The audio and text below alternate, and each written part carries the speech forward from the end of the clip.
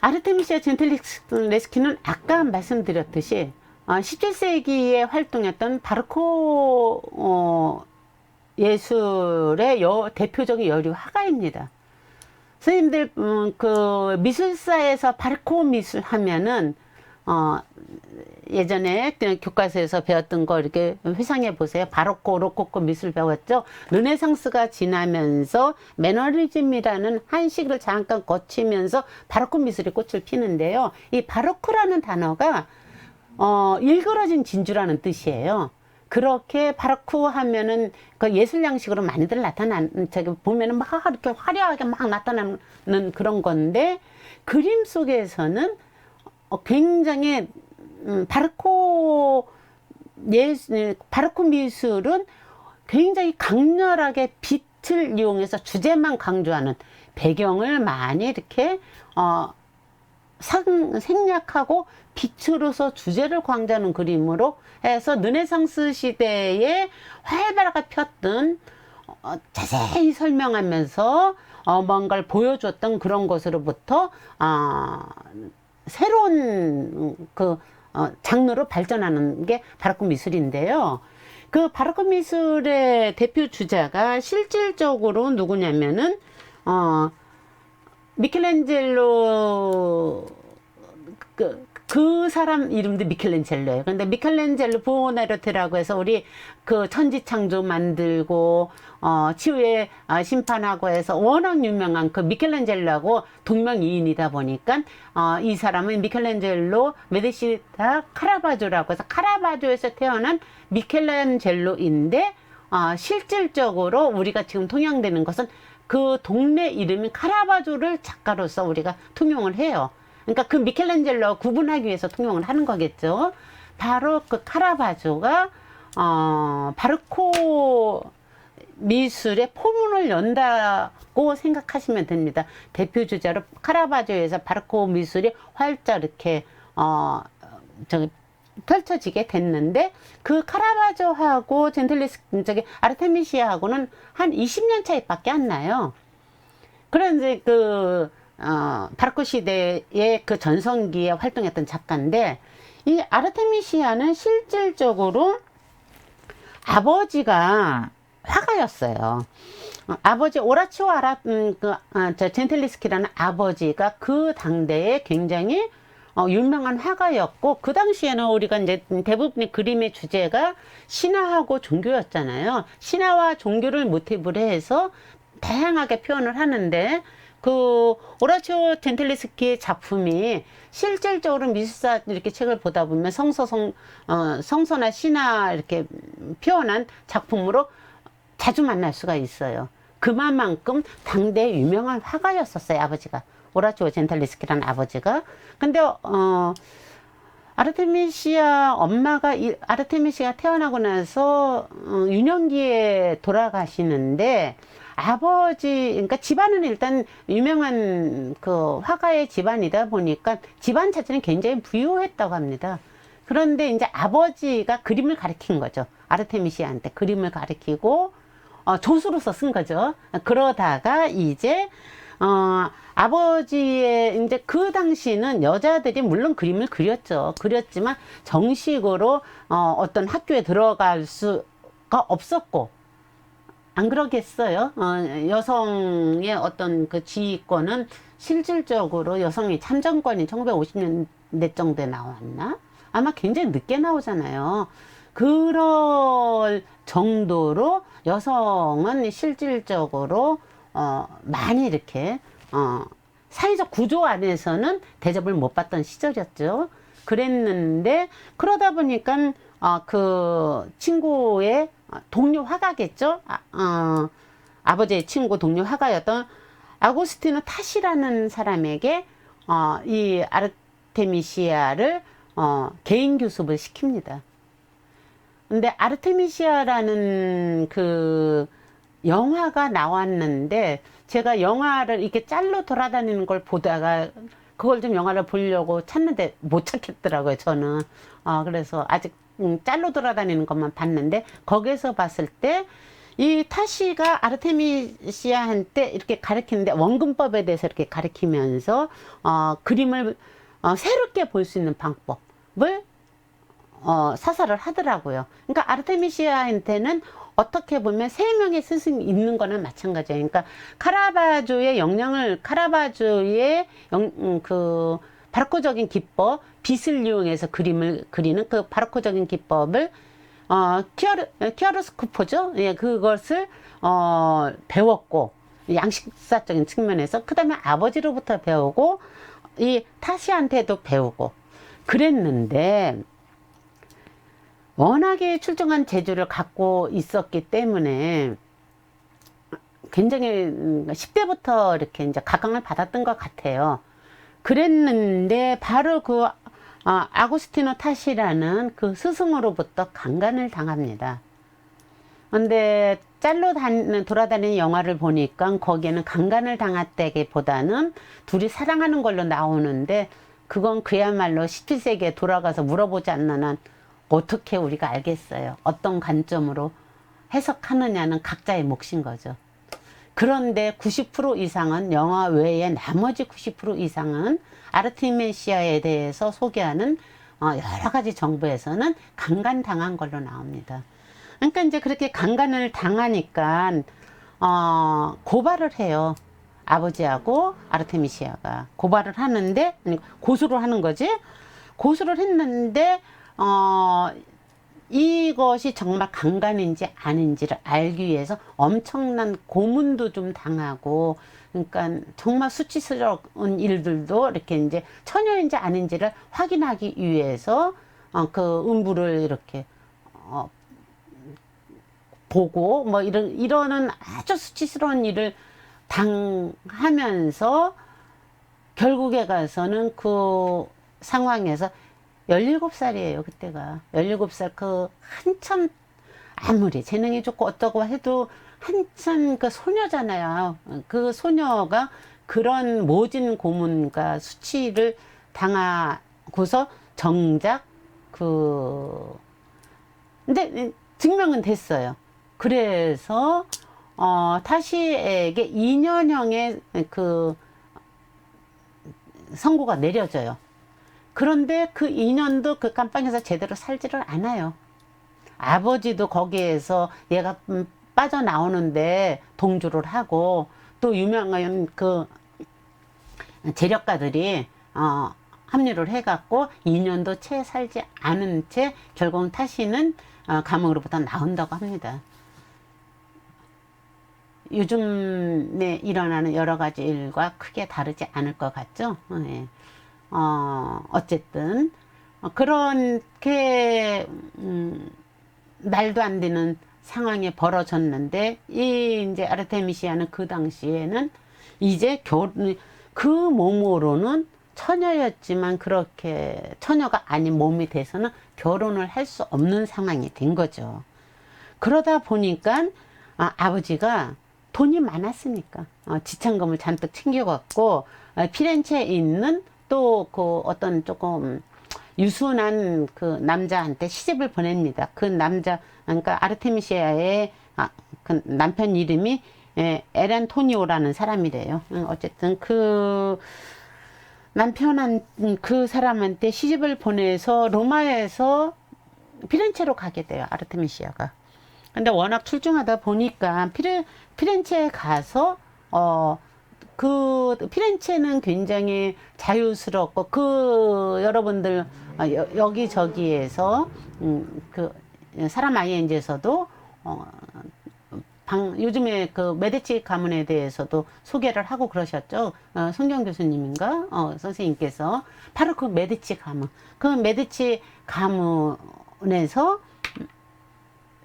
이 친구한테 그림을 주문할 정도로 이 친구는 피렌체에 가서도 활동을 할 수 있었던 거예요. 여러 귀족 가문들의 비호를 받으면서. 오히려 그 결혼 자체는 그러고 거의 실패를 했대요. 딸아이 낳고 실질적으로 남편이 거의 이제 무능한 상태인데다가 그러다 보니까 그냥 여자 지참금으로 그냥 살아가는 거고 아르테미시아는 거기서 이제 열심히 활동을 하는 거죠. 그러니까 성공가들을 달리면서 열심히 활동을 했다고 하더라고요. 그래서 이제 여러 유명한 지금 보니까 대공국의 여군 크리스티나 대 로렌의 후원도 받았다. 이렇게 이제 아주 엄청난 가부집에 그 사람들이 후원을 받으면서, 그러니까 이렇게 배우를 받으니까 성녀층에서 활동을 했던 거죠. 그래서 어떤 친구한테 아르테미시아가 보낸 편지를 보면은 나는 갈릴레이야 와도 알고 지내는 사이다 라는 얘기가 있고 그렇더라고요. 그런데 그렇게 활동을 열심히 하고 성공을 하는데, 실질적으로 그 아르테미시아의 이제 죽고 나서 이제 그 자료들이 발굴되고 그러는 과정에서 편지 뭉치가 이만큼 발견됐는데, 거기서 무엇이 발견됐느냐면 실질적으로 마린가라는 여자와 이제 동성애인 거죠. 사랑을 나눈 그 증거가 나온 거예요. 그런데 그 남편은, 이 마린가라는 그 여자가 그러니까 동생아로서 사랑을 나누었던 아르테미시아의 그 파트너죠. 마린가라는 여자가 워낙에 그 힘이 있는 집안에 저기다 보니까 알면서도 묵묵하게 모른 척 해주고 있다가, 결국에 가서는 그게 이제 막 어떻게 세상에 소문이 안 날 수가 있겠으니까 소문이 나면서 법정에 서게 될 위기까지 처하게 됐답니다. 그러다 보니까 할 수 없이 다시 또 로마로 이제 남편하고 이주를 했다고 해요. 이렇게 로마에서 초창기 10대에 활동을 하다가 피렌체에 가서 활동을 하다가 다시 또 로마로 가고, 그러면서 여러 지역을 이렇게 돌아다니면서 실질적으로 40년 동안 40여 년에 걸쳐서 화가로서의 당대에 굉장히 여성임에도 불구하고 대접을 받으면서 활동을 하면서 여러 도시를 이렇게 돌아다녔던 당대에 성공했던 화가라고 합니다. 그랬는데도 불구하고 아르테미시아 입장에서는 생각을 좀 한번 해보세요. 그 젊은 시절에 그 수치스러운 그 사건, 그리고 거기에 동조했던, 저는 이제 이 지점에서 많은 생각이 됐는데, 17살의 그 젊은 처녀 아이가 그런 상황에서 고소고발을 하는 그 과정에 연루가 돼 갖고 자기의 모든 것이 적나라하게 발가벗겨진 상태로 드러났을 때 과연 어떤 힘으로 그걸 버틸 수 있었을까? 지창금으로 팔려가다시피 노마를 쫓겨나고서, 그럼에도 불구하고 거기에서 또 여러 그 피렌체에 가서 여러 부부들과, 심지어는 메디치가의 그 사람들과도 교분을 쌓으면서 지낼 수 있었을까? 도대체 어떤 힘이? 이런 생각을 하면서 이 아르테미시아의 그 작품들을 지금 이렇게 하나씩 보는데, 실질적으로 그 아르테미시아의 작품을 보면은 이제 실제로 아르테미시아는 그렇게 하고 나서 죽고 그러면서 이제 뭐 이렇게 자료들도 있고 그러기는 했지만 실제로 거의 묻혔던 거예요. 여자 작가였기 때문에 거의 묻혀서 드러나지 않다가 1998년에 드러나서야 아르테미시아, 물론 이제 그 미술사적으로는 이렇게 발굴이 돼서 알려는 졌겠죠. 그러나 대중적으로 많은 사람들한테 아르테미시아 젠텔리스키라는 여류 화가가 있었대라고 이렇게 이제 전문가들이 아닌 대중들이 알기 시작한 것은 1998년에요. 아까 말씀드렸던 아르테미시아라는 그 제목의 영화가 만들어지고 1989년에 그녀를 향한 최초의 책이 만들어졌대요. 그리고 91년에 최초의 전시가 이루어지고, 그러니까 그녀에 대한 자료들이 발굴되고 책이 만들어지고 그 다음에 전시가 이루어지고 영화가 만들어지면서 대중으로 들어오게 되는데, 그 시점이 실질적으로 1970년대를 전후로 해서 포스트 모더니즘의 운동이 활발하게 활성화되는 과정에서 페미니즘 운동이 확 피어나잖아요. 페미니즘 운동이 피어나는 그때 재조명이 된 것 같아요. 아르테미시아 젠틀리스키라는 이 작가가 최초의 페미니스트 여류 화가 뭐 이런 식으로 재조명이 됐던 것 같아요. 됐던 것 같은 게 아니라 됐어요. 그러니까 전문가들 사이에서는. 그러다가 이제 그게 대중으로 확산되기 시작을 한 거죠. 확산되니까 이제 책도 나오고 전시도 하게 되고 영화도 나오고 할 수 있었겠죠. 그런데 그 전에 그래서 이제 많은 경우 아르테미시아 젠틀리스키를 얘기할 때는 실제로 페미니즘 작가로서 그 관점으로만 대부분이 다 소개를 합니다. 물론 페미니즘 작가입니다. 그런데 저는 그 생각이 들어요. 많은 작가들이 너는 초현실주의 화가야, 너는 그 입체파 화가야, 뭐 이런 식으로 자꾸 규정해서 얘기할 때 다들 이렇게 진저리를 치거든요. 나는 그렇지 않아. 초현실주의의 어떤 것도 했고, 뭐 큐비즘도 내가 했지만 거기에 나를 가두지 마. 뭐 피카소도 그러고 뭐 달리도 그러고 이런 얘기를 많이 했듯이, 페미니즘 작가로 이렇게 소개되는 많은 여류 화가들이 굉장히 나를 페미니스트로 이렇게 가두지 말라라는 소리를 많이 하거든요. 그런데 저는 아르테미시아도 분명히 그러지 않았을까. 페미니즘 활동으로서의 그림만 한 것은 아닐 것이다. 일단 여자로서의 이거보다는 여자인 내가 인간으로서의 존엄성, 인간으로서의 존재감을 그림을 그리면서 성찰하고 뚫고 나갔던 거지, 나는 여자이기 때문에 를 그렇게 강조하지는 않지 않았을까. 이건 제 추측입니다만 저는 그렇게 생각을 해서 관점을 조금 더 확장시켜서 인간의 존엄성과 연결시켜서 아르테미시아의 삶을 살펴보았던 겁니다.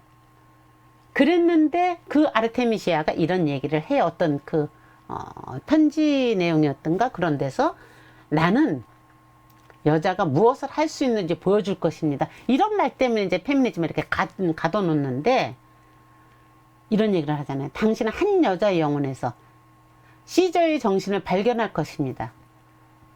자, 그럼 한 여자의 영혼에서 시저의 정신을 발견할 것입니다. 여자의 정신에서 남자의 정신을 발견할 것입니다. 는 아닐 거 아닙니까? 시저라는 영웅, 인간 영웅으로서의 모습을 내 안에서도 나는, 여러분들은 발견할 수 있을 것입니다. 그걸 보십시오. 라고 나는 얘기했다고 생각이 돼요. 그리고 나서 아르테미시아가 그린 그림들을 쭉 살펴보면은 분명히 이 그림도 한번 보십시오. 분명히 드레스를 입고 여성의 모습인데 그동안에 보았던 여성의 모습에서 이제 계속해서 그림을 많이 갖고 오지는 않았습니다. 이걸 이렇게 좀 충분히 이렇게 다루고 싶어서. 에로틱하다는 느낌이 안 들시지 않아요? 저는 최소한 이런 그림, 이 아르테미시아의 이 그림이 이 풍만한 가슴이 있음에도 불구하고 에로틱하다는 느낌은 안 들어요. 이 얼굴에서 느껴지는 이 강인함과 이 몸집에서 느껴지는 이 강렬한, 풍만함이 아니라 강렬한 느낌. 이런 느낌 때문에 인간 아르테미시아를 얘기하고 있구나, 이런 생각이 좀 저는 많이 들거든요. 그 아르테미시아, 아까 우리 아르테미스 여신에 대해서 잠깐 얘기를 했었는데, 아르테미스 여신이 처녀신으로서 사냥꾼들의 수호신이고 숲의 수호신이고 막 그렇잖아요. 활을 쏘고.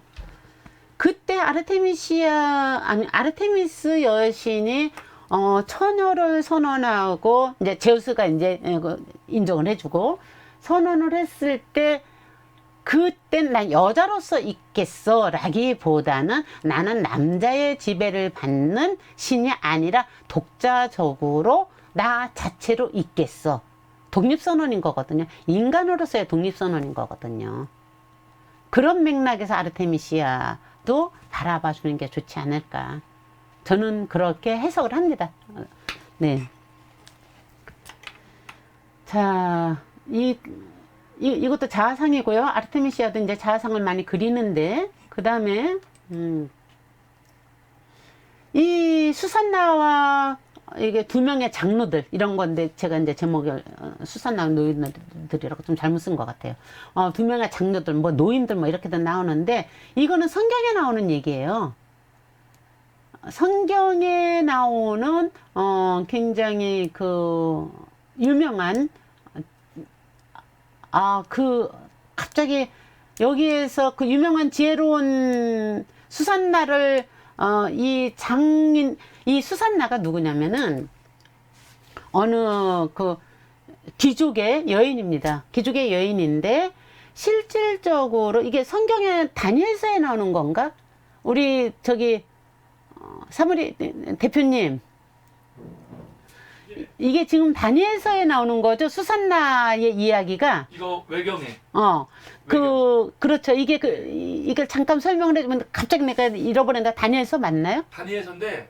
다니엘서에 나오는 정경이 아닌 외경이. 아니, 외경인데. 외경에 포함된 거예요. 예, 그러니까 이제 여기 나오는 건 대부분이 다 외경 건데, 외경에 포함된 그 다니엘의 지혜에 의해서 이 수산나가 이 공경으로부터 빠져나오는 건가요? 그래서 잘 안 나네.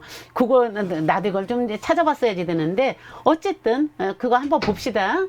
뭐냐 하면은 이 외경 그 다니엘서에 보면은 이 두 장로가 실질적으로 이 수산나라는 이 부인한테 음욕을 품습니다. 그래서 이제 모여서 이제 그 장로회의하고 아주 거룩한 이런 것들을 막 하는데, 각자 따로따로 그걸 딱 파하고 나서 돌아가다가. 맞아요. 다니엘 맞아요. 네, 맞나요? 네. 돌아가다가, 그러니까 집에 가다가 뒤돌아서서 이 여자를 훔쳐보기 위해서 오는데 둘이 마주친 거예요. 처음에 얼마나 민망했겠어요, 둘 다. 그러나 민망하면 잠시 둘이 공모를 하는 거죠. 그런데 때마침 이 수산나가 그 자기의 몸종들과 이렇게 와서 그 뒷곁에서 목욕을 하기 위해서 그 뒷곁에서 이제 그건 아무도 오는 곳이 아니니까 해놓고 그 시녀들을 이제 나가게끔 하고 문을 걸어 잠그고 혼자 목욕을 하려고 하는데 그걸 엿보았던 거예요, 이들이. 이 장로들이 엿보다가 담을 넘어와 갖고 이제 덮치려고 했을 때 수산나가 이제 소리를 질렀겠죠. 그러니까 소리를 지르니까 이 둘이 갑자기 음모를 짜는 거예요. 그래서 수산나가 그러니까 자기 시녀를 내보내고 하녀들을 내보내고 문을 걸어 잠그고 젊은 남자와 정을 통했다라는 음모를 짜요. 이런 경우가 얼마나 많습니까? 음모를 짜고서 어떻게 하느냐면은 그 법정에 서게 돼서 이 수산나가 이제 위기에 몰린 거죠. 그러니까 장로들이니까 얼마나 권위가 있는 사람들이에요. 더군다나 두 명이. 그래서 위기에 몰려서 이제 거의 죽음에 처할 때가 됐는데 수산나가 이제 기도를 하지 하느님한테. 그랬을 때 다니엘이라는 그 사람에게 하느님의 지혜가 들어가서, 성경에 보면은 하느님의 지혜가 들어가서 재판을 중지하고 제안을 하게 합니다.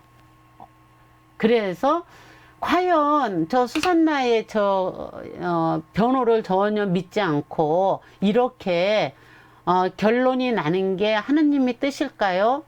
그러면서 일단 저에게 기회를 주십시오. 그러고 나서 어떻게 하느냐면 이 둘을 각자 따로따로, 이 장로 둘을 따로따로 신문을 해요.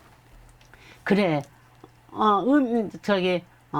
젊은 남자와 정을 통하려고 나무 아래에서 정을 통하려고 했다고 하는데 어떤 나무에서 했습니까? 일단 한 장로는 저 떡글나무 밑에서 했습니다. 또 다른 장로한테 또 물어봤어. 그랬더니 그 장로는 뭐 이제 느티나무라고 합시다. 저 느티나무 아래에서 했습니다. 그러니까 이들이 거짓이 탄로가 난 거죠. 그래서 수산나를 구하게 됐다라는 에피소드가 그 외경 다니엘서에 있답니다.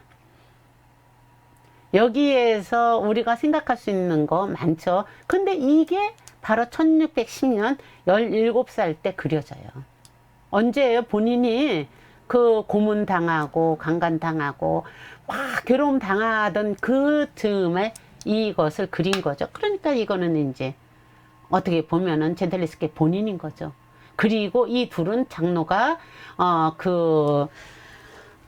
자기를 그 겁탈하려 강간하려고 했던 타시뿐만이 아니라 그 밖에 모든 남자들이겠죠. 여기로부터 자기를 보호해주지 않고 실제로 아버지까지도 보호를 해주지 않고 여러 재력가들에 의해서 타시는 결국 풀려나게 되고 자기는 직장금을 갖고 도망가다시피 피렌체로 시집을 가게 되는 그 과정에 어떤 참혹함을 품고 이런 그림을 그리지 않았겠어요. 그러니까 얼마나 당차냐는 얘기를 제가 여기서 하는 겁니다. 세상에 17살 아이가 어찌 되었든 아이가 그 과정에서도 자기의 자존감을 잃지 않고 그림으로써 그걸 달래면서 힘을 키웠던 거잖아요. 참 그냥 스치면은 그런데 이렇게 생각하면서 그림을 보면은 도대체 저 자존감, 저 힘은 어떻게 생겼을까? 어떻게 나왔을까? 이런 생각을 안 할 수가 없게 됩니다. 이렇게 당차고 본인의 그것을 갖고 있는 사람인데 에로틱한 어떤 그런 것을 굳이 온몸을 다 이렇게 보여주잖아요. 그래도 실제로 수산나의 그림에서 에로틱한 느낌이 드는 그림은 거의 없습니다. 그래서 이제 피렌체로 갔다 그랬죠. 그래서 그러니까 그 당시에 강간 나가던 시절의 그 그림입니다. 그 다음에 이제 피렌체로 갔는데, 선생님들 여기서 보면은 홀로페르네스의 목을 치는 유디트라는 이 이것도 유디서도 외경이죠. 유디서에 나오는 어떠한 성경 구절인데, 성경 구절의 한 부분을 그림으로 그렸는데, 이거를 누가 주문을 하느냐면 실제로 메디치 가문에서 피렌체 갔을 때 메디치 가문에서 주문을 해요. 왜냐하면은 메디치 가문에서는 이 유디트, 이 여자가 유디트가 누구냐면은 그 아시리아에서 이스라엘을 침공을 한 거죠. 근데 아시리아의 장군이었던 홀로페르네스라는 장군이 있었어요. 그 장군이 이스라엘을 침략을 했는데 과부였던 유딧이 이제 그 과부 여자 이름입니다. 유딧이 홀로페르네스를 죽이기 위해서 연회석상에서 술을 잔뜩 먹이고 말하자면 꼬신 거죠. 그러니까 그래서 같이 잠자리를 하는 것을 그러니까 유혹을 해서 유인을 해서 실제로 칼로 홀로페르네스를 쳐서 죽이는 이라고 했습니다. 그래서 이스라엘에서는 이 유딧이 뭐냐면은 굉장히 나쁜 그러니까 폭군을 그러니까 독립투사인 거죠. 독립투사로서 잔다르크처럼 우리나라의 농계처럼 잔다르크보다는 농계가 더 맞겠네요. 우리나라의 농계 진주성에서 일본 장수하고 같이 뛰어들은 농계처럼 실질적으로 독립투사로서 이렇게 추앙을 했는데 메디치 가문에서 특히 그 유딧을 피렌체 공화국의 어떤 그 대의를 상징하는 대표 인물로서 유딧을 선택을 했답니다. 그러니까 그 유딧을 그려달라고 홀로페르네스의 목을 치는 유디트를 그려달라고 그림 주문을 이 여자한테 한 거예요. 이 여자한테 그림 주문을 가서 그때 당시에 굉장히 이 아버지, 아까 말했던 그 아버지도, 오라치오 젠틀레스키 아버지도 굉장히 유명한 화가였는데, 그 코지모가 얘기를 했다잖아요. 아, 아버지보다 낫군. 이렇게 얘기를 했다고 합니다. 그러니 메디치 가문에서 이렇게 주문을 해서 그림을 그릴 정도니 얼마나 대접을 받았겠어요. 근데 이 홀로페르네스의 목을 치는 유디티란 이 제목으로 이 그림은 메디치 가문에서 주문을 해서 그림을 그려서 지금 메디치 가문 궁궐에 있는 저기에 가면 이걸 볼 수 있다고 합니다. 이탈리아 피렌체 가면은. 저는 아직 못 가봐서 직접 실물을 못 봤지만, 이거 외에도 이 홀로페르네스의 목을 치는 유디트, 이 유디트에 해당되는 요 일화에 해당되는 그림을 굉장히 많이 그려요. 수시로 계속해서 그리는데 그 중에 하나가 또 이런 것도 있어요. 그러니까 유디트가 자기 하녀와 목을 쳐서 이 목을 이 바구니에 담아 가지고 가는 모습인 거죠. 그런데 이 유디트의 얼굴이 누구냐면은 본인 자신이에요. 아르테미시아고. 그러니까 자화상인 거예요. 그 다음에 홀로페르네스의 이 얼굴이 누구냐면은 아까 자기를 강간했던 아고스티노 타시예요. 강간했던 아고스티노 타시, 자기의 스승이면서 강간범이었던 타시를 목을 치는 겁니다. 이렇게.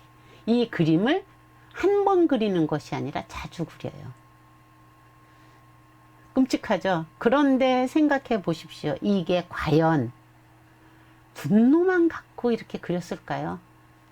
이 타시에 대한 분노만 있었을까요? 나는 단순히 타시 한 명에 대한 분노가 아니었다는 생각이 드는 거예요. 여러 가지로.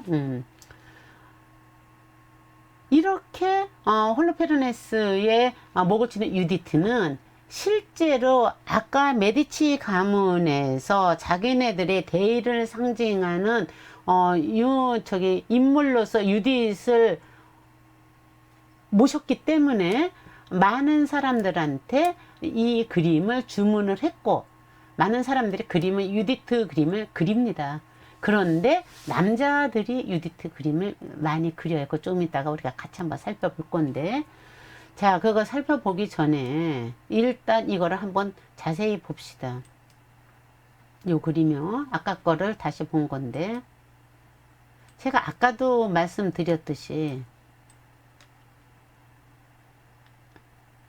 아까 처음 봤던 자화상하고 느낌이 많이 비슷하죠. 얼굴이. 이때 비슷하다라는 얘기는 강인한 얼굴에 풍만한 가슴에 그야말로 그 표현이 굉장히 섬세해요. 섬세하게 이것을 다 이렇게 디테일한 부분을 다 표현을 하는데, 이 여자의 이 힘을 보십시오. 이 힘. 그리고 요 팔찌에 우리가 지금 이거를 확인할 수는 없는데, 잠깐만요. 잘 안 보이는군요. 요 팔찌에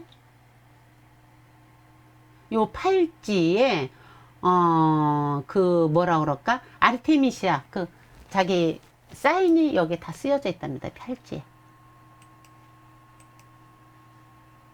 이게 동시에는 안 되는구나. 이게 확장되면서는 안 되나 보네요. 네. 펜이 안 나와요. 펜이 안 나는. 네, 그냥 볼게요. 여기에 이렇게 자기의 사인이 쓰여 있다고 합니다.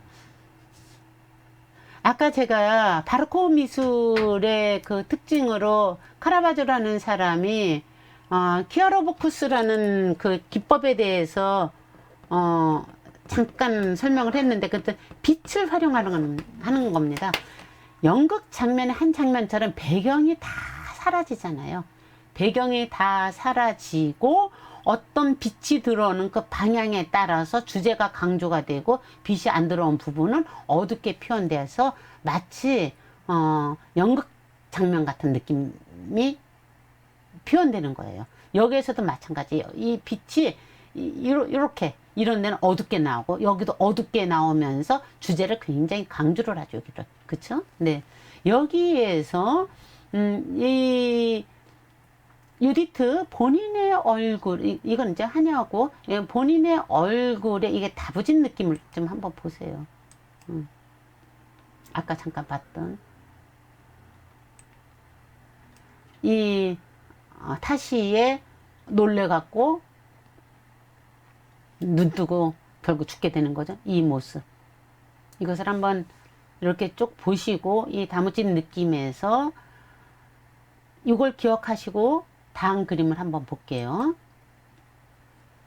이게 아까 스승이었던, 스승이라기보다는 이제 영향을 받았겠죠. 그리고 아버지가 워낙 유명한 사람이니까 교분이 있었겠죠. 어쨌든 카라바조의 그림입니다. 이 그림이 똑같은 그 홀로페르나스의 목을 치는 유디트를 그린 그림입니다. 요게 카라바조 입장에서는 얘가 유디트고 얘가 시녀겠죠. 이거는 이제 그 탓이 맞고요. 홀로페르네스가 맞고요. 카라바조의 이 그림과 선생님들 한번 요걸 보세요. 요 얼굴 기억해 보세요.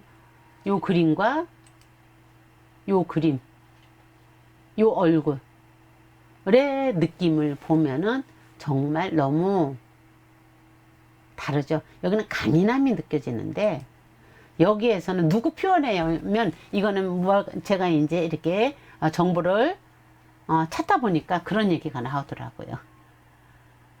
마치 이렇게 생선을 자르듯이 이 힘이 없이 그냥 이렇게 자르고 이게 피가 툭 튀어나오는 이 모습을 보면서 너무 이렇게 역겨워하면서 자르는 것 같은 느낌이 든다.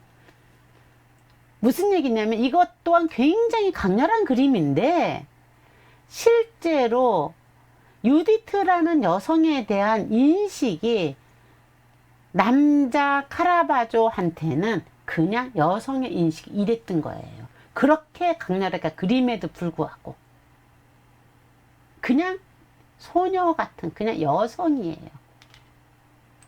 이거는 강렬한 그 한 인간의 느낌이라면 이거는 제가 저만이 느끼는 게 아니라 많은 분들이 그런 식의 그 포스팅들도 해놓고 그랬더라고요.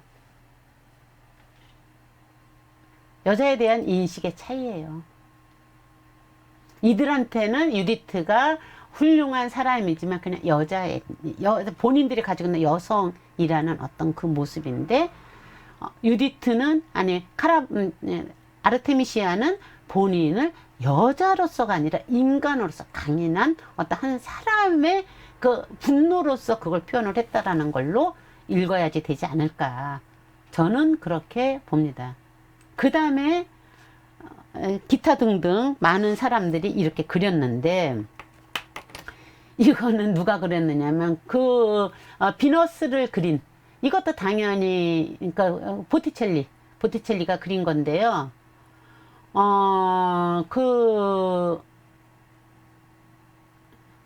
산드로 보티첼리가 그린 건데 이 그림도 메디치가에서 주문을 했겠죠. 유디트를. 그런데 이 그림 좀 보세요.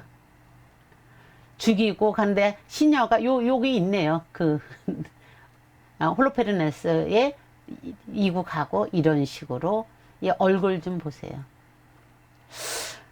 과연 이게 이럴 수가 있을까 싶지 않아요.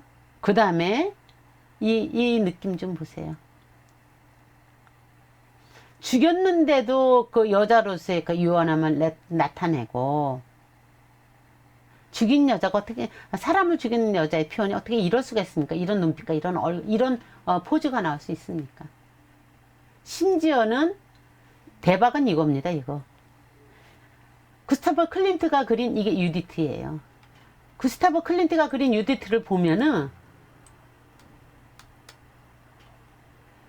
유디트 얼굴은 거의 그게 뭐야 황홀경에 빠져있는 듯한 느낌이에요. 그러니까 말이 좀 저는 안 된다고 생각을 해요. 그러니까 유디트라는 이게 이 당시 이 당시인지 지금까지인지 어쨌든 많은 남성 화가들에 의해서 그려진 유디티의 모습입니다. 그러한 유디트에서 유일하게 우리 그 아르테미시아만 실제로 자신의 자아상을 거기에 집어넣으면서 여자로서의 힘보다는 굉장히 강철 같고 그런 모습으로 표현을 했어요. 이런 측면에서 어쩌면은 그 활동하는 그 일반 그 페미니스트들에 의해서 페미니즘 여류 화가로서 각광을 받았던 것 같아요. 이런 그림 때문에.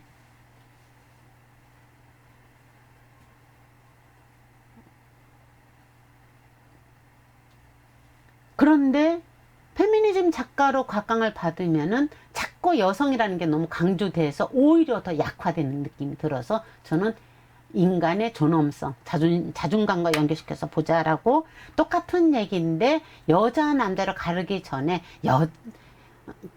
그야말로 아담에서 아담 인간 아담에서 가장 중요한 인간이 홀로 있는 게 외로워 보여서 그 인간을 잠을 들게 하고 난 후 갈비뼈를 뽑아서 이브를 만들었던 바로 그렇게 됐을 때 아담과 이브의 그 아담 맨과 우맨의 그 아담 이브 이전에 휴맨의 아담 그 이브가 나오기 전에 아담으로 우리는 자꾸 우리의 그 정체성을 살펴야 되지 않겠는가 라는 얘기를 하고 싶은 겁니다. 여자 남자 너머의 휴맨으로서의 아담 그 휴맨으로서의 인간으로서의 그 여자의 그 존엄성 그 존엄성이 어디에서부터 만들어졌나 그 어떻게 보면 결핍이라는 그 컴플렉스와 연결되어 있는 그 결핍이라는 거기서 빚어진 상처에서 딛고 피어나는 존재감이 아닐까. 제가 아까 오선영 작가의 그 진흙에서 그 손 동작의 움직임에서 마치 연꽃이 피어나는 것 같은 그런 환시 같은 걸 받던 그 느낌하고 비슷한 이야기를 하고 싶은 겁니다. 존재감에 대한 이야기를. 그런데 저는 이렇게 물론 이럴 수 있어요. 이럴 수 있는데 꼭 나쁘다가 아니라 그래도 너무 이렇게 이 표정을 좀 보세요. 적장에 목을 딴 여자의 표정을 이렇게밖에 표현을 할 수밖에 없는 남성 안에 갇혀있는 여성의 모습으로부터 남자도 여자도 좀 탈피했으면 좋겠다. 그리고 휴먼 인간으로서의 존엄성을 자꾸 성찰하는 시간이 되었으면 좋겠다 라는 생각이 많이 들었고 그런 생각을 지난번에 이 아르테미시아를 보면서 저는 아르테미시아를 좋아하게 된 것은 거기서부터 시작을 한 겁니다. 그 인간으로서의 아르테미시아를 본 거죠. 그 다음에 이제 가장 이게 이제 대표적인 아르테미시아를 여러분들이 딱 치면은 나오는 그림입니다. 이게 그러니까 그림으로서의 알레고리의 자화상이라는 제목을 갖고 있어요. 근데 아르테미시아의 이 자화상 그림을 보면은 아까 제가 계속 인간 했던 바로 그 부분이 더 강렬하게 느껴져요. 그림을 잠깐 우리가 좀 크게 해서 볼게요. 일반적으로 이제 빛이 이렇게 들어오죠. 이렇게 들어오면서 얼굴이 굉장히 얼굴하고 가슴하고 여기까지 이렇게 빛나고 그런데 물론 이런 자화상을 여자 여류 화가로서의 이런 자화상을 아르테미시아가 처음 그린 건 아닙니다. 그 전에도 많이 있어요. 다른 그 작가들들 그린 그림이.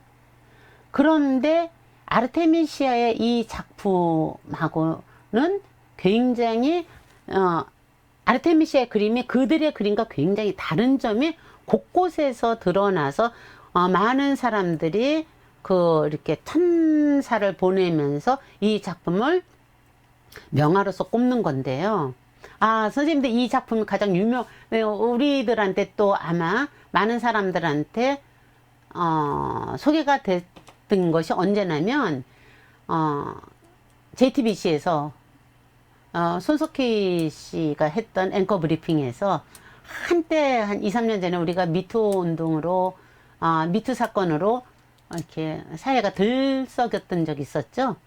그 당시에 어떤 판결이 내려진 걸 보면서 본인의 의사 표현을 앵커 브리핑에서 할 때 이 그림을 놓고 아르테미시아를 소개를 하면서 간접적으로 당신의 의견을 표현을 하더라고요. 그때 이 그림이 소개됐었어요. 근데 이 그림이 그렇게 현재에도 그때나 지금이나 똑같이 일어날 수 있는 일들이다. 그것을 앞으로도 일어날 것이다. 인간의 본능 속에 들어있는 거기 때문에. 그런데 그것을 그러한 본능을 어떻게 해석하고 삶에서 받아들이느냐는 각자의 몫이다. 남성은 남성대로, 여성은 여성대로. 그런 수많은 이야기를 하게끔 하는 그림 중 하나입니다. 성토하기 위해서의 분노의 그 표상으로서도 충분히 쓰일 수 있고 쓰여야지 됩니다. 그런데 거기서 끝나면 안 된다는 거죠, 저는. 그 다음 넘어서서 아르테미시아의 이 삶을 통해서 우리가 봐야지 되는 것은 분노에서 끝난 게 아니라 그 분노가 건강한 분노가 피어냈던 그 에너지, 존재감에 대한 것까지 우리 삶에서 연결되어야지 된다는 얘기를 하고 싶은 겁니다. 그런데 어느 책에서 제가 봤는데 이 그림에 대해서 뭐라고 설명하느냐면 그럴듯하더라고요. 그래서 제가 그거를 이렇게 각인시켰던 게 있는데 이 아르테미시아가 대부분의 이렇게 자기 자아상을 그리는 자기 그림 그리고 있는 자기 모습을 자아상으로 그리는 여자들이 참 많았어요.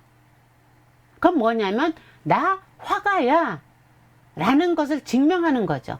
그럼 그 안에 그림 그리고 있는 그 그림 그리는 화폭에는 뭐 성모상도 있고 뭐 풍경화도 있고 여러 가지 그림들이 들어가 있어요. 그런데 대부분의 그 화폭의 그림이 들어가 있고 그걸 그리고 있는 자기 모습이 일반적으로 그려진 여류 화가들의 그 당시의 여류 화가들의 자상의 어떤 형태였습니다. 그리고 이렇게 그림 그리고 정면으로 자기는 정면으로 바라보고 있는.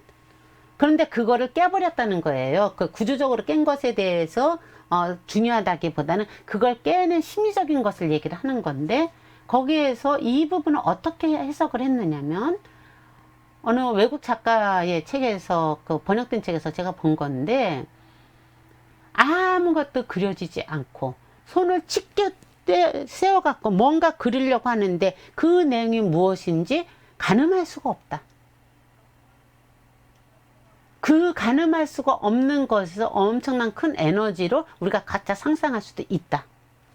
그러면서 이 여자의 이 붓끝에 아무것도 없는 이 막막함에서 풍겨지는 그 에너지의 크기를 봐라. 뭐 이런 느낌의 이야기였고 그러면서 하는 얘기가 손톱 밑에 때를 얘기했는데 저는 손톱 밑에 때는 안 보이는데 자기 손에 묻어있는 이 물감, 이 캔버스에 손이 딱 닿았고 이게 물감이 손에만 묻어있는 게 아니라 팔뚝에도 묻어있고 뭐 얼굴에도 목에도 묻어있고 나 여자, 나 이렇게 보여야지 돼. 전혀 관심 없고 아주 몰입하고 열중하는 모습을 이런 걸로 표현을 한 거죠. 그 다음에 이 헝클어진 머리카락. 헝클어진 머리카락, 막 이렇게 땀이 배어 있을 것 같은 느낌. 온 몸에는 이렇게 물감이 묻어 있고, 그림 속에 자신이 혼연일체가 되는 겁니다.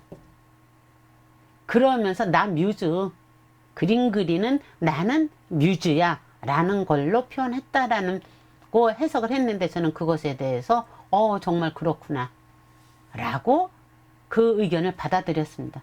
그 다음에 이제 여기에서 우리가 이걸 보시면은 여기 해골이 보이시죠? 이 해골이 그 당시에 바니타스라고 해갖고 죽음을 상징하는 대표 오브제로 많이 그 당시에는 바니타스 그림이 굉장히 많이 유행하던 시절이었어요. 죽음을 기억하라. 헛되고 헛된 거다, 이 세상의 삶은. 그래서 거기에 많이 그려졌던 것이 썩어가는 과일, 시계, 촛불, 그 다음에 해골, 이런 것들이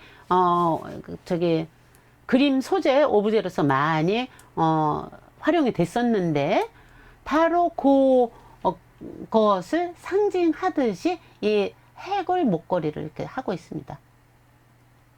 삶이 헛되고 헛되니 여러분들 삶을 좀 제대로 성찰하고 보세요 라는 것을 질문을 하는 거죠. 이게 본인의 목에다가 이 해골 목걸이를 걸고 온 몸에다가 물감을 칠하고 머리는 헝클어지고 땀이 나 있는 이 모습에서 여자도 남자도 아니고 인간이 가지고 있는 몰두의 힘이 가지고 있는 그 에너지, 숭고한 아름다움이 저는 느껴져서 이 그림을 참 좋아합니다. 그러면서 이 빛이 결국 이 해골을 비추잖아요. 그러니까 질문을 던지는 거예요. 헛되고 헛된 것이 삶이야. 똑바로 살아. 질문을 하게끔 하는 거죠. 그림을 보면서 이런 질문이 올라올 때 그 그림은 이제 내 삶 속으로 들어와 갖고 가끔 가다가 딴짓하고 그럴 때 한 번씩 생각나서 정신 차리게끔 해주고 하는 역할을 하는 거죠. 그림 보는 이유가 그래서 보는 거고. 그러면서 이제 아까 많은 사람들이 얘기했듯이 여기에서 그 어디에서 나 여자야 라는 느낌이 있으니까 정말 강철 같은 에너지의 그 기운을 그대로 표현해주고 있잖아요.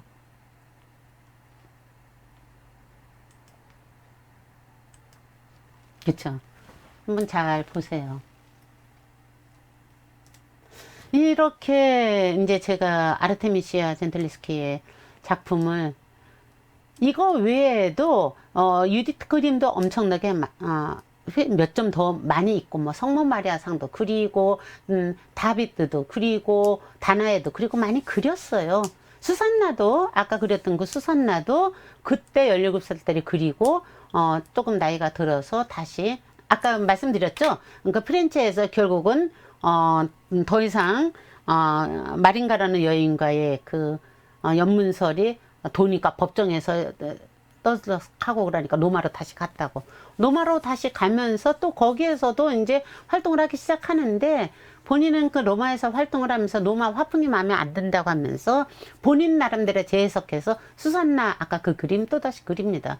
그러니까 대부분의 작가들이 본인들이 선택한 어떠한 커다란 주제가 있으면 그걸 반복해서 그리면서 본인 안에 있는 철학을 이렇게 작품 속에 품어내는 거죠. 아르테미시아 젠틀리스키에 대한 많은 그 인터넷에 떠도는 포스팅을 보면은 대부분이 타시에 대한 스승 타시에 대한 분노의 그 붓길로서 거기까지 해석하는 경우가 참 많은데, 저는 그거 너머의 것으로 그 분노를 승화시키는 에너지로 같이 보자라는 이야기를 하고 싶습니다. 그래서 제목을 제가 아르테미시아의 자존감이라고 썼습니다.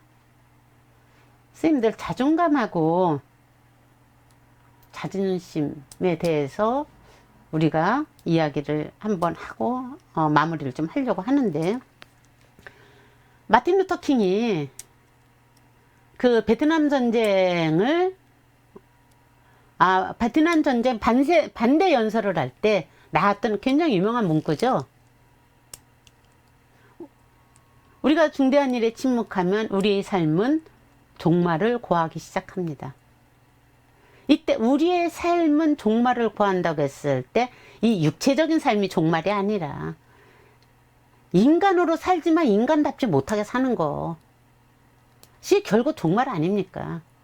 그 얘기를 마틴 루터 킹이 계속 얘기를 한 거잖아요. 우리에겐 꿈이 있습니다 이러면서 그 유명한 연설도 하고, 결국 그랬던 그 사람도 피산을 당했지만, 저는 아르테미시아 젠틀레스키의 이 작품을 보면서 그 엄청난 사건 앞에서 그 엄청난 무력감을 느꼈을 법한 그 권력 앞에서 남자들이 그 큰 힘 앞에서 쓰러지지 않을 수 있었던 힘의 그 놀라움과 그것을 끊임없이 그림으로 표출해서 막 드러내면서 존재감을 회복시키는 것. 그때 만약에 쓰러졌으면, 여기서 우리 표현하면 침묵했으면, 이때 이 침묵은 부정적 의미의 침묵이죠. 근데 비겁한 행동을 했으면 결국은 그 삶은 살아도 살아있는 삶이 아니었겠죠. 내 앞에 있는 감당할 수 없는 어떤 밀려온 어떤 일들, 이런 것들에 대해서 분연히 내가 맞설 수 있는 힘. 그런데 어떤 사건 사고만을 얘기하는 게 아닙니다. 저는 어떤 측면에서는 우리 일반인들, 저처럼 이렇게 소시민적인 사람들은 그런 사건 사고, 거대 담론에 이루어지는 것들은 일상에서 그렇게 많이 안 일어나잖아요. 솔직히 가장 많이 일어나는 건 뭐냐면 감정의 출렁임이, 그리고 상대한테 느껴지는 이 출렁임이잖아요. 그것을 출렁거리게 하는 그것을 똑바로 바라보는 것으로부터 내 안에 들어있는 이러한 어떤 힘 같은 것과 정면 대결하는, 맞짱 뜨듯이 보는 게 아닐까. 거기서부터 이런 용기가 나오는 게 아닐까 라는 생각을 하면서 자존심과 자존감에 대한 해석의 차이를 생각해 봤습니다. 우리 그 말 잘 쓰잖아요. 정말 자존심 상했어. 근데 네이버 사전을 제가 이제 찾았어요. 네이버 사전을 찾고 이렇게 저렇게 해서 이제 그 문장을 내 안에서 정리를 한 게, 자존심과 자존감은 실제로 내 자신을 존중하는 마음인 것 맞아요. 나를 존중하는 마음은 맞는데, 타인으로부터 나의 권위나 가치, 체면 등을 지키려는 마음이 자존심이라는 거예요. 네이버 사전에 의하면 그렇게 나왔습니다. 근데 맞아, 이런 느낌이 들더라고요. 우리가 자존심 상해 이렇게 얘기할 때 보면, 그 자존심 상한다는 얘기는 타인이 나한테 한 어떠한 것들에 대한 기분 나쁨에 대한 표현이잖아요. 타인이 감히 나의 권위에 대해서, 나의 체면을 깎고 내 가치를 몰라봐? 너무 자존심 상해. 이렇게 되는 거잖아요. 그게 자존심이라는 거라면, 자존감은 내 스스로가 나를 사랑하는 거죠. 그리고 내가 나를 사랑하고 내가 나를 존중하는 마음이 자존감이라는 거예요. 그러니까 내 안에서 내 존재감을 느끼고 이 존재감을 존중해주고 사랑해주는 거죠.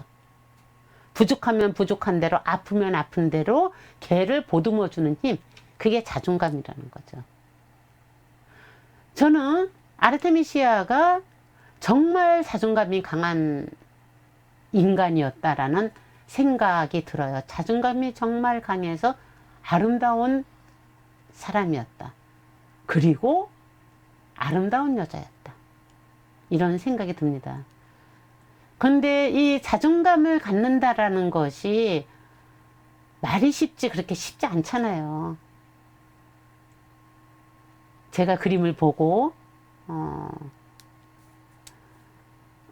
이런 강의를 하는 것은 바로 그런 자존감을 키우기 위한 하나의 방편입니다. 예, 오늘은 여기까지 자존감과 연결시켜서 아르테미스에 대해서 살펴봤습니다. 다음 주에는 누굴 만나게 될지 저도 궁금합니다. 한 2, 3일 지난 후에 아마 떠오르면은 그때 올려드리겠습니다.